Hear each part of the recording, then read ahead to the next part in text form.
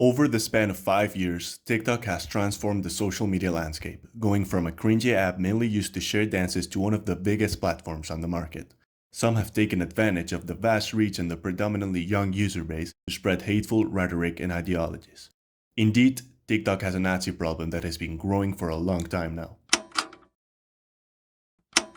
TikTok Nazis can be easily identified as they tend to use a set amount of phrases, tropes, and resources for their videos. The most common type of video often includes a background of a beautiful natural landscape, like a valley in the Alps, a waterfall, or skyline of a city at night. An image will then slowly fade into the screen. Typically, this image will be a racist meme that uses fascist rhetoric. Bonus points if below the image appears a meme of this German propaganda poster. Meanwhile, a song tends to be playing in the background of the electronic, hardstyle, or nightcore genre. The reason why these are the most widespread form of propaganda is probably because they are easy to make and mass produce and don't require a particularly lengthy thought process. Users that might be a part of this Nazi community are easily identifiable. Here is a quick rundown of some signs you should look out for. Their profile picture might include a prominent historical figure that they politically agree with. Examples include José Antonio Primo de Rivera or Joseph Goebbels. Other examples might be the ironical use of the Chod Sojak, soldiers of the German army during World War II, or alternatively, a picture of this particular sculpture by Arno Breker, an artist who worked for the Nazis as a propaganda tool.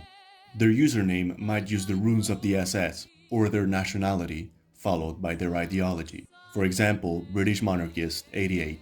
Alternatively, some users might choose a username with LGBT flags and Jewish symbolism, such as the Star of David or the flag of Israel. But only ironically, of course, as they are very much homophobic and anti-Semitic. They do this as an effort to camouflage and bypass the TikTok algorithm.